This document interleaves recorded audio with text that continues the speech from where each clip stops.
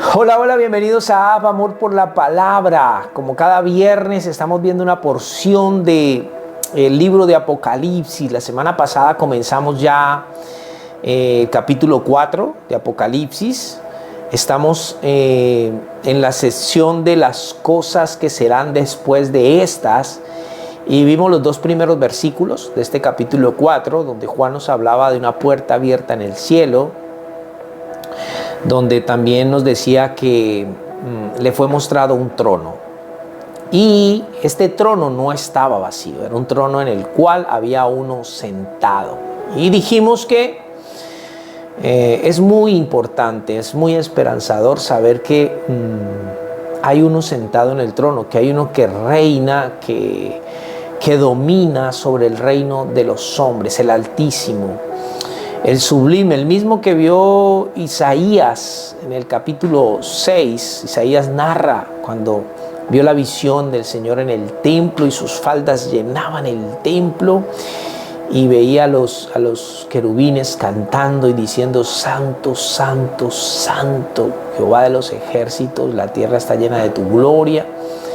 Es extraordinario saber eso porque, como decía anteriormente, la semana pasada, cuando vemos el panorama de nuestro mundo, de nuestro planeta, de nuestra tierra, vemos los gobiernos que hay ahora mismo establecidos y toda la injusticia y toda la maldad, todo lo que pasa, todo lo que sucede, y podríamos llegar a pensar que no hay nada más. Pero Juan nos dice que hay uno sentado en el trono. Y ahí quedamos la semana pasada, y ahorita vamos a ver del versículo 3 en adelante. Vamos a mirar hasta dónde podemos llegar, porque a partir de este versículo Juan lo que va a hacer es a describir el aspecto del que está sentado en el trono. Y no sé tú, pero a mí me parece emocionante esto.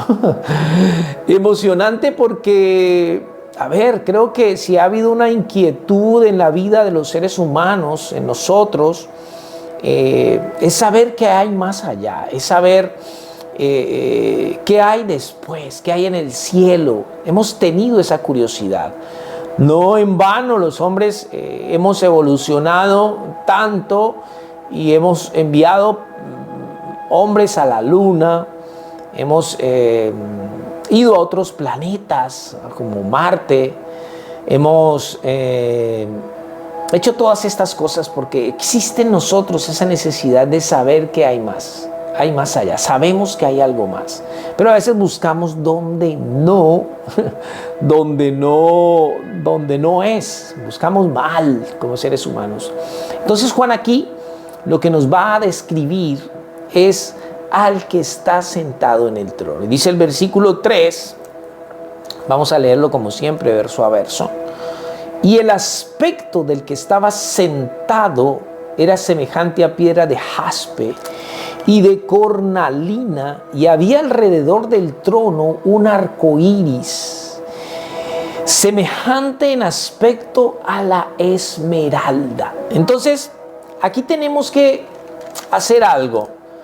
Aquí tenemos que entender que lo que a Juan se le está mostrando es algo nuevo para su vida. Es algo totalmente diferente a todo lo que él ha visto en sus años de vida en la tierra. O sea, era algo que para él poder describir, él tenía que relacionarlo con algo conocido. Y necesitamos entender esto para poder comprender la forma en la que Juan describe aquí al Señor. Porque él no hace una descripción física. Nosotros podríamos pensar que Juan va a describir como de una manera física a Dios, ¿no? Como que y vi un gran anciano sentado en el trono como de 3 metros de altura, cabello largo y esto, aquello y lo otro. Algo así como lo que hizo del Señor Jesucristo, pero no lo hace. No lo hace. ¿Por qué no lo hace? No lo hace porque cuando Él se le muestra que está sentado en el trono, con lo único que puede relacionarlo el apóstol Juan es con piedras preciosas. Él queda anonadado, él queda impactado, él queda sorprendido, él está en un éxtasis viendo esta visión. Y lo único que se le ocurre para describir al que está sentado en el trono es decir que era semejante a piedra de jaspe y de cornalina. Uno queda como que, pero a ver, yo esperaba más, ¿no? Uno queda como que, pero ¿por qué no me dice un poquito más? Yo quería que me lo describiera de otra forma. Y no podemos pasar de ahí, no podemos especular más. Tenemos que limitarnos a lo que Juan nos dice aquí. Pero vuelvo y te repito esto que es muy importante, porque de aquí en adelante, en todo lo que Juan nos va a hablar, en estas cosas que serán después, él va a usar muchas figuras conocidas para él en su tiempo. Él va a relacionar toda la visión que ve,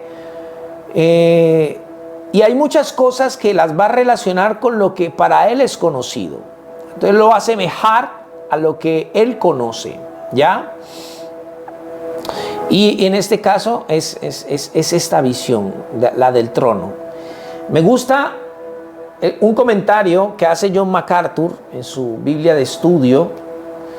Él dice, hablando del jaspe, la descripción que Juan hace más adelante de esta piedra en el capítulo 21, versículo 11, dice que es diáfana como el cristal. Esa es la descripción.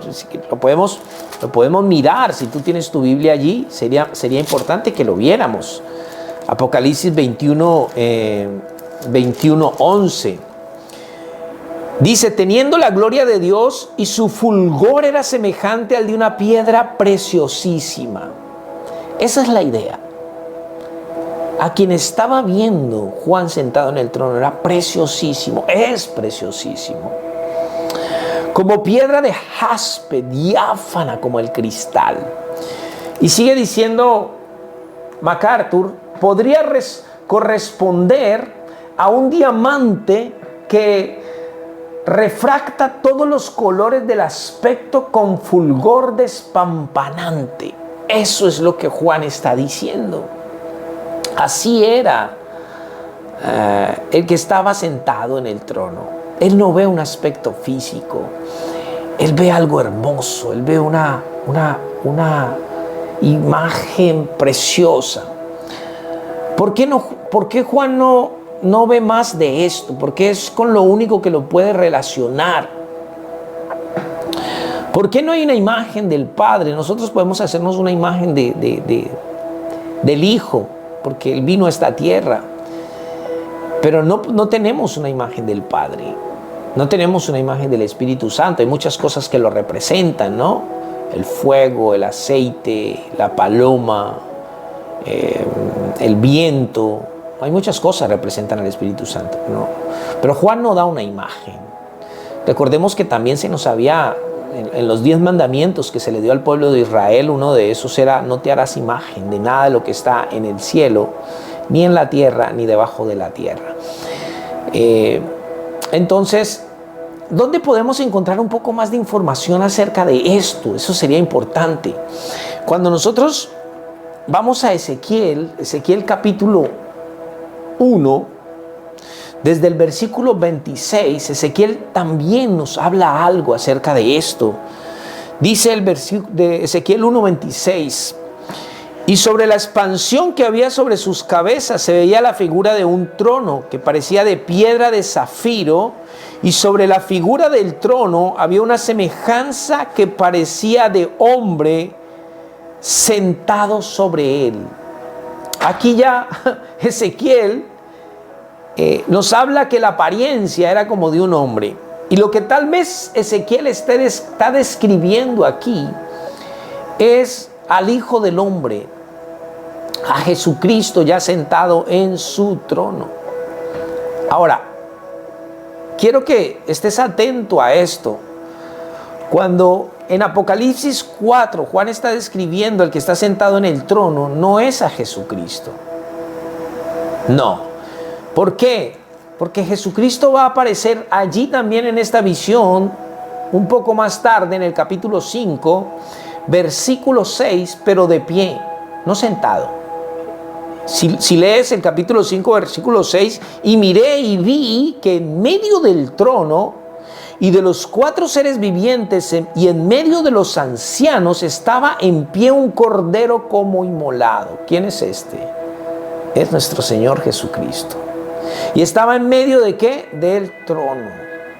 Y de los 4 seres vivientes y en medio de los ancianos estaba en pie un cordero como inmolado, que tenía 7 cuernos y 7 ojos, los cuales son los 7 espíritus de Dios enviados por toda la tierra. Y el versículo 7, y vino y tomó el libro de la mano derecha del que estaba sentado en el trono. Entonces aquí está hablando de dos. Aquí hay 2 personajes. Uno es el que está sentado en el trono, que es el Padre, y el otro es el Hijo, el Cordero, que viene y toma el libro de la mano del Padre. Entendamos eso porque necesitamos ser claros. La palabra de Dios, algo que me gusta de la Biblia es que la Biblia se explica a sí mismo.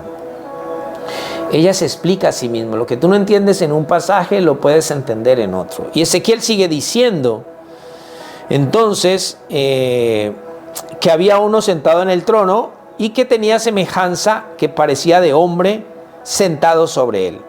Y vi apariencia como de bronce refulgente, como apariencia de fuego dentro de ella en derredor, desde el aspecto de sus lomos para arriba y desde sus lomos para abajo. Vi que parecía como fuego y que tenía resplandor alrededor, como parece el arco iris que está en las nubes el día que llueve.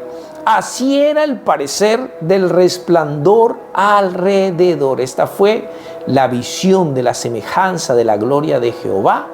Y cuando yo la vi, me postré sobre mi rostro y oí la voz de uno que hablaba. Ya Ezequiel aquí nos da un poco más de luz acerca de la visión del apóstol Juan.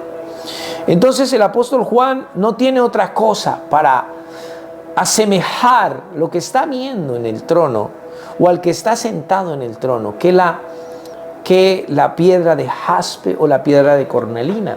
La cornalina es una gema brillante y similar al rubí, cuyo nombre en el original es similar a la de la ciudad en cuyas inmediaciones se hallaba relativamente en abundancia, y es Sardis. Era la ciudad donde se podía encontrar esta cornalina. Entonces, Juan no encuentra otra manera de describir lo que está viendo, sino hacerlo con piedras preciosas. Porque es preciosísimo lo que Juan está viendo. Porque es algo que nunca había sido visto por él. Él no sabe cómo describirlo. Y lo único que puede hacer es describir la hermosura, la belleza, el esplendor que ve, que tiene delante de sus ojos.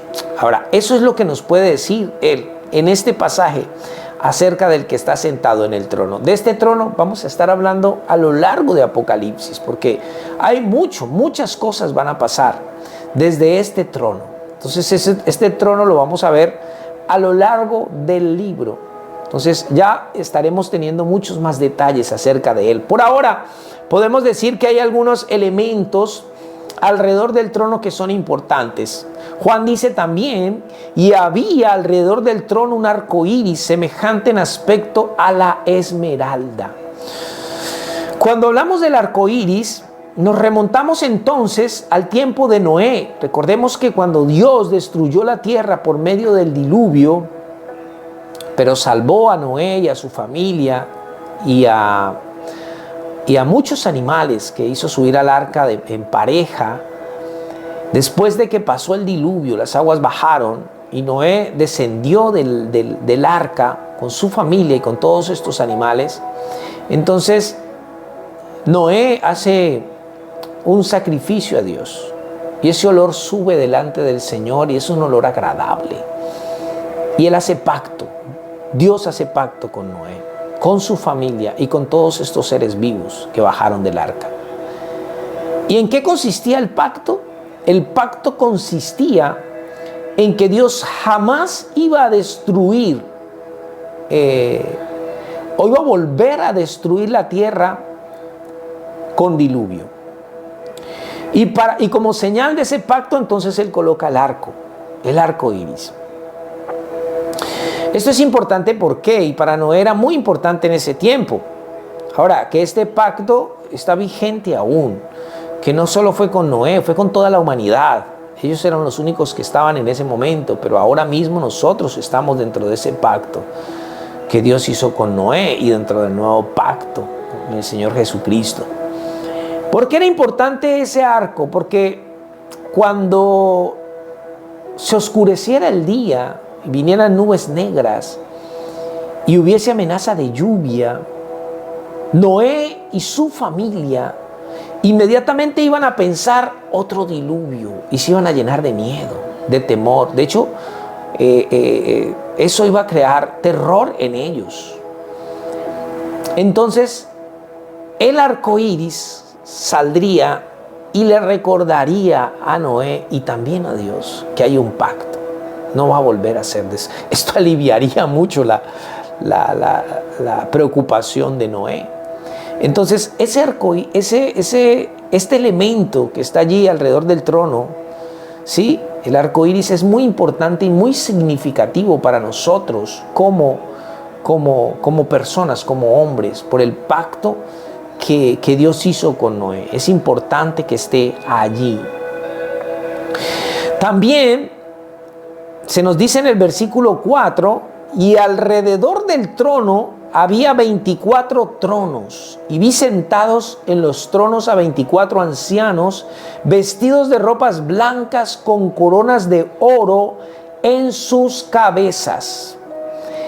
Y mira, esto desvirtúa la imagen que el mundo tiene de Dios. Porque el mundo tiene una imagen de Dios, de un Dios solitario, un Dios tirano, un Dios con un mazo y con un látigo, un mazo en su diestra y un látigo en su otra mano, castigador, que gobierna solo, un Dios malvado, un Dios que no ama a la humanidad, no le interesa a la gente. Esa es la imagen que el mundo le ha vendido, que el diablo mismo ha engañado al ser humano y le ha hecho creer que esa es la imagen del Dios que está en el cielo. Y esta visión nos deja claro una cosa, que Dios, aunque puede hacerlo, porque Él puede gobernar solo si quiere, Él no gobierna solo. Hay 24 tronos allí. Y alrededor del trono habían 24 tronos. Hay un trono principal y hay 24 tronos alrededor. ¡Wow! Esto es extraordinario. Porque el trono es un lugar de autoridad, de dominio, de gobierno. Y esto nos enseña que Dios no gobierna solo. O no va a gobernar solo. Estamos hablando de las cosas que vendrán, que van a haber allí. ¿Quiénes son los que van a estar en esos tronos? ¿O quiénes están en esta visión de Juan? ¿Quiénes están sentados en esos tronos? Mucho se ha especulado, mucho se ha dicho. Algunos dicen que son los 12 apóstoles, que 12 tronos son para los 12 apóstoles, que los otros 12 son para los 12 patriarcas de Israel. Mucho se ha dicho, pero ¿qué dijo Juan? Es que es lo que es importante. Aquí es donde es importante conocer lo que la palabra de Dios dice y no lo que dice algún comentarista, que bueno, algunos son muy buenos, a mí me gusta escuchar, a mí me gusta leer, John MacArthur, hay muchos que me encantan. Pero también es bueno saber lo que dice acá, porque si no, pues nos dicen una cantidad de cosas y no las creemos. Juan no dice quiénes están sentados en el trono. No dice que es Israel y que son los 12 apóstoles. No, porque de hecho hasta ese momento ya hay 24 tronos establecidos y hay 24 dice ancianos sentados allí. Y Juan está viendo eso. Esto es una visión futura. Esto es una visión futura. Recordemos, estamos en las cosas que serán después de estas. Entonces, ¿quiénes están sentados? Juan dice 24 ancianos. No necesariamente la palabra ancianos se refiere a gente vieja, allí sentada, o avanzados en edad. Esto puede hacer referencia a madurez. Esto puede hacer referencia a sabiduría para gobernar, para juzgar, para estar allí, para ejercer esta autoridad que le es dada por Dios a estos 24 ancianos. Dice, son 24 ancianos, y es un buen dato ese, porque no dice son 24 ángeles. ¿Quiénes son estos ancianos? Esa es una buena pregunta. ¿Quiénes son estos ancianos? Algunos dicen que es el pueblo de Israel, ¿no? El pueblo de Israel son los que están allí, pero mira, el pueblo de Israel no va a ser redimido aún. El pueblo de Israel, mucho más adelante en el libro, ya a finales del libro, finalizando el libro de Apocalipsis, es que vemos que van a ser redimidos. Ellos estarán en la tribulación, en la gran tribulación. Entonces, según el orden del libro, no puede ser el pueblo de Israel. Entonces, ¿quiénes son? ¿Quiénes son esos ancianos que están allí sentados? Es una buena pregunta que nos podemos hacer. Ahora, ¿cómo lo sabemos? Cuando leemos el capítulo 5, versículo 8 en adelante de Apocalipsis, dice: y cuando hubo tomado el libro, los 4 seres vivientes y los 24 ancianos se postraron delante del Cordero. Todos tenían arpas y copas de oro llenas de incienso, que son las oraciones de los santos. Y cantaban un nuevo cántico diciendo: digno eres de tomar el libro y de abrir sus sellos, porque tú fuiste inmolado y con tu sangre nos has redimido para Dios de todo linaje y lengua y pueblo y nación. Estos 24 ancianos son los redimidos del Señor. Es el pueblo redimido del Señor. No son ángeles, son redimidos. Eso es lo que está diciendo Juan aquí. Eso es lo que nos aclara el capítulo 5 de Apocalipsis. Son redimidos. Es posible, escúchame bien, es posible que se esté refiriendo a la iglesia redimida por el Señor Jesucristo, ¿sí? Estos 24 ancianos pueden representar a la iglesia redimida del Señor Jesucristo. Recordemos, ¿y por qué digo eso? Te lo voy a decir por estos dos detalles importantes. Porque Juan dice que cómo estaban vestidos. Dice que estaban vestidos de ropas blancas. Recordemos que el mensaje que se le da a la iglesia de Sardis, se le promete: el que venciere será vestido de vestiduras blancas. Eso es un buen dato. Por eso estoy diciendo, esos 24 ancianos representan la iglesia del Señor Jesucristo. También dice Juan que tenían coronas de oro en sus cabezas. ¿A qué iglesia se le prometió corona? A la iglesia de Esmirna, creo. Sí, la iglesia de Esmirna se le dijo: sé fiel hasta la muerte y yo te daré la corona de la vida. Por eso podemos decir, podemos creer que los 24 ancianos que están allí sentados en estos tronos representan la iglesia, los redimidos del Señor. Y están vestidos con aquello que Jesús había prometido a las iglesias, a los mensajes de las iglesias en Apocalipsis. Eso es muy interesante. Eso es muy importante que lo tengamos en cuenta, mis amados. Este detalle, ¿sí? Entonces, aquí hay algo extraordinario, aquí hay una revelación maravillosa que nos deja saber aspectos importantes de nuestro Dios. Más que una parte física que Juan nos pudiese mostrar de Él aquí, es su gobierno, cómo va a establecer su gobierno, ¿sí? Jesucristo había dicho a los apóstoles en Mateo 19, perdón, me equivoqué. Mateo 19, yo no sé si ustedes recuerdan la ocasión en la que el joven rico se acerca a Jesús y le dice, maestro, bueno, ¿qué haré para heredar el reino de los cielos? Y Jesús le dice, no me llames bueno, porque bueno solo hay uno y es Dios, ¿no? Le dice eso.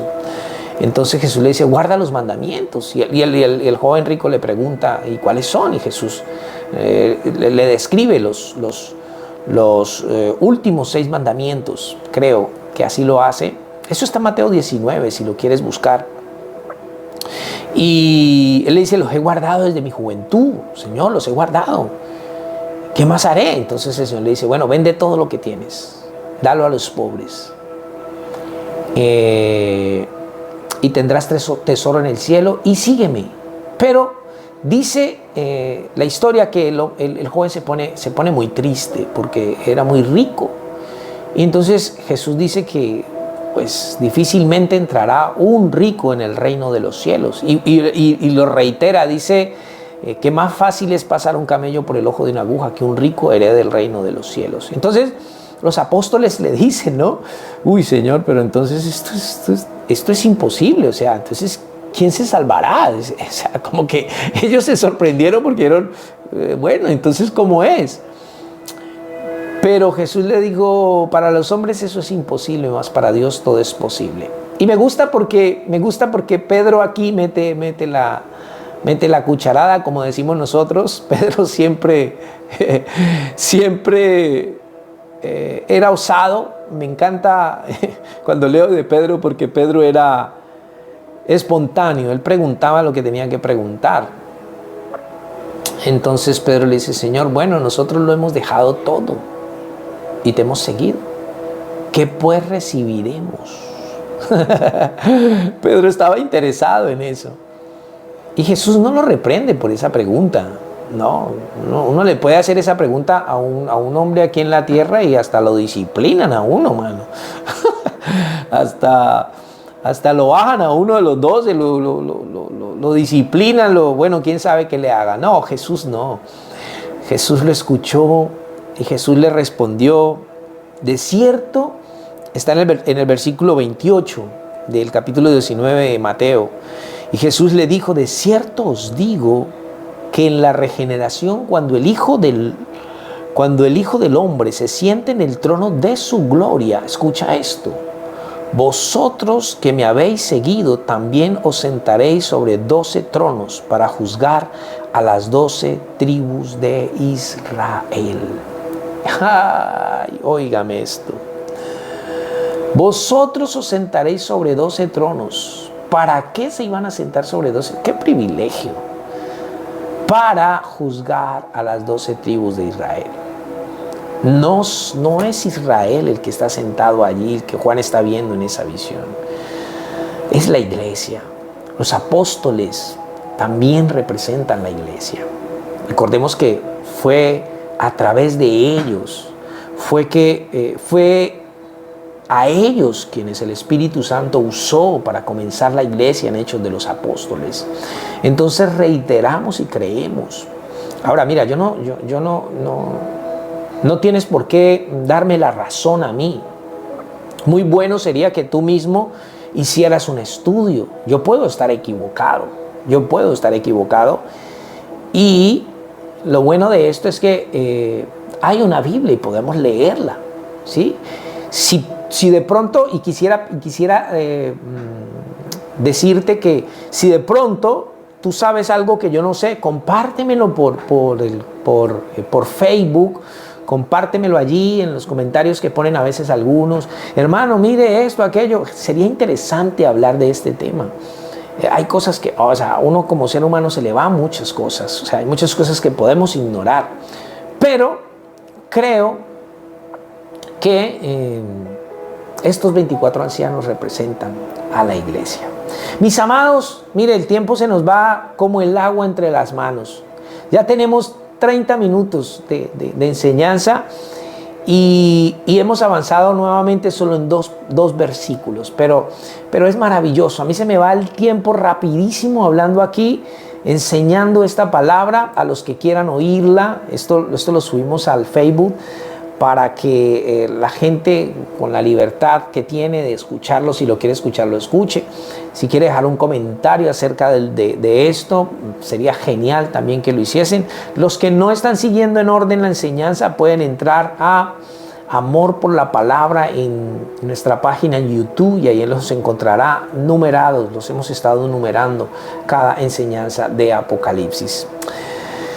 Vamos a dejarlo ahí. Continuaremos entonces la próxima semana con el resto de